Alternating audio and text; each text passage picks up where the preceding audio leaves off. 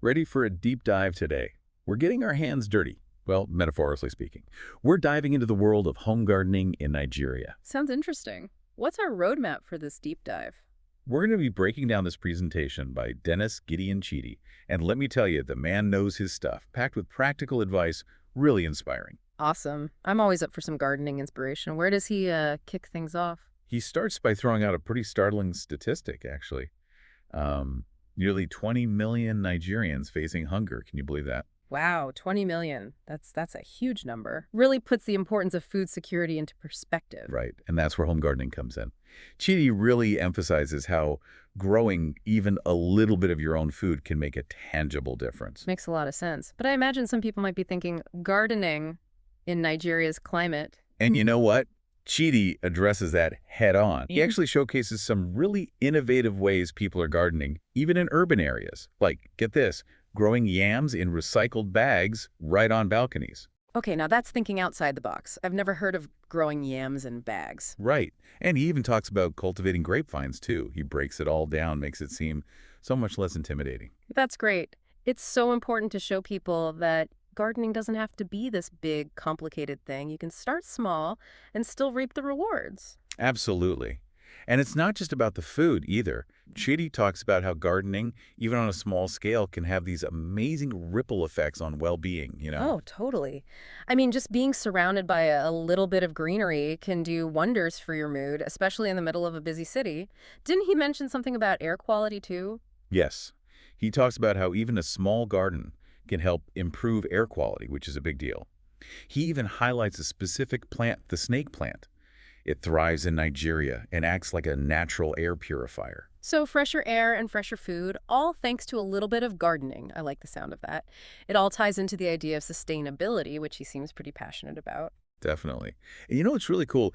Chidi doesn't just talk the talk. He walks the walk. He gives really specific advice on things like recycling and composting. And trust me, he has some really clever ideas. Like what, you ask?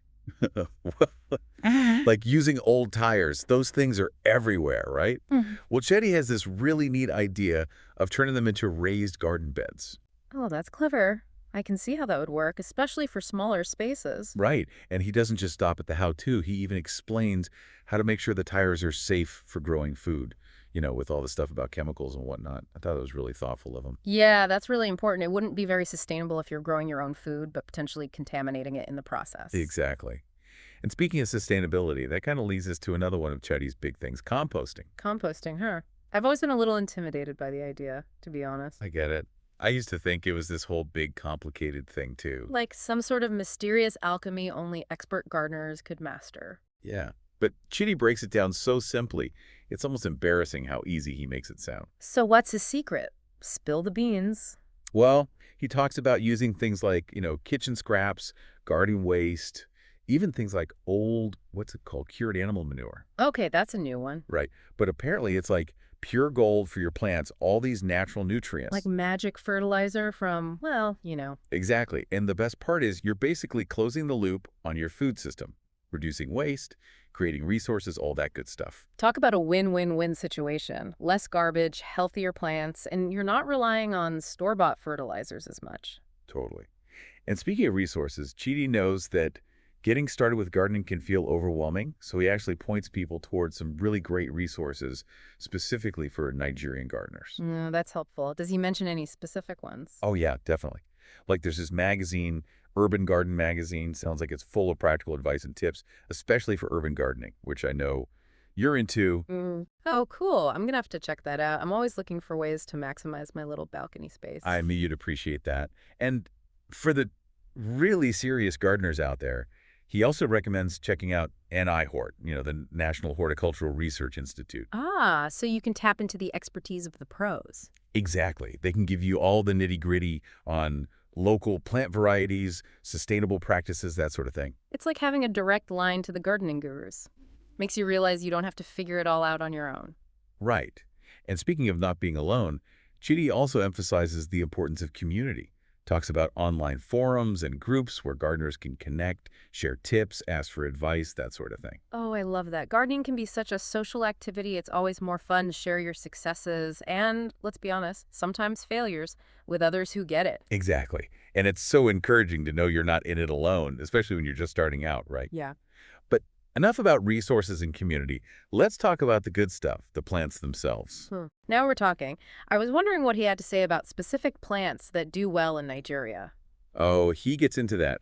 In fact, one of the things he suggests is growing your own herbs, things like basil, mint, parsley, all that good stuff. You're kidding. Fresh herbs right outside your door. That would be a dream come true. No more wilted supermarket basil for me. Right. Imagine just stepping out to your garden and snipping some fresh basil for your pasta or mint for your tea. Talk about taking your cooking to the next level. And it's not just about the taste either. Fresh herbs are packed with flavor and nutrients. Exactly. And you know what's even better? Chidi emphasizes that a lot of these herbs are actually quite low maintenance, perfect for beginner gardeners. That's so important. I think a lot of people are intimidated by the time commitment they associate with gardening. Totally. But Chidi reassures us that you don't have to become a slave to your garden. You can start small, find your rhythm, and grow at your own pace. I love that philosophy. It's about making gardening work for you, not the other way around. Exactly. And speaking of starting small, that actually ties into one of Chidi's most powerful messages. Oh, what's that? He reminds us that you don't need a huge backyard or years of experience to get started with gardening.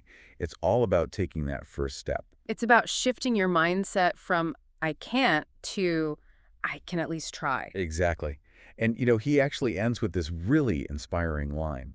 I'm curious, what is it? He said, start small, grow big. I love that. It's so simple, yet so powerful. Right. It's not about being perfect or becoming an instant gardening expert. It's about those small acts that, when added up, can make a big impact. Right. It's about taking that first step, like what could your small start be? Maybe it's finally setting up that compost bin you've been thinking about. Or finally trying out one of those countertop composters. Yeah. Or even just, picking up that urban garden magazine, taking a look. It could be as simple as swapping out that supermarket basil for a homegrown plant. Right. Imagine fresh pesto made with basil you grew yourself. Now you're just making me hungry.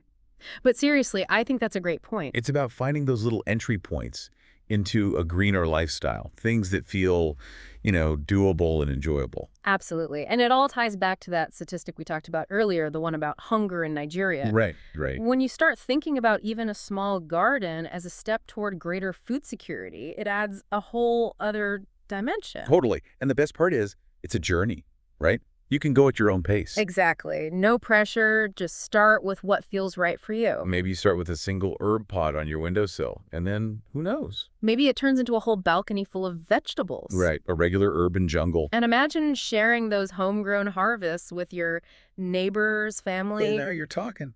There's something so rewarding about sharing food you've grown yourself. It's about more than just the food at that point. It's about community, sharing a passion for sustainability, all of that. Couldn't have said it better myself. It's about those ripples of impact that spread outward.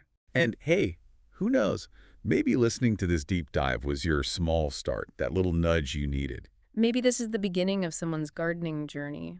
It's a simple step, listening to a deep dive, but sometimes those are the ones that spark the biggest changes. Absolutely. Well, on that note, I think we've thoroughly explored the wonderful world of home gardening in Nigeria for today. We covered a lot of ground, that's for sure. We did. Yeah. Hopefully our listeners are walking away with, some new ideas, some practical tips, and maybe even a little inspired to get their hands dirty. And remember, every seed planted, every compost bin started, it all makes a difference. So true.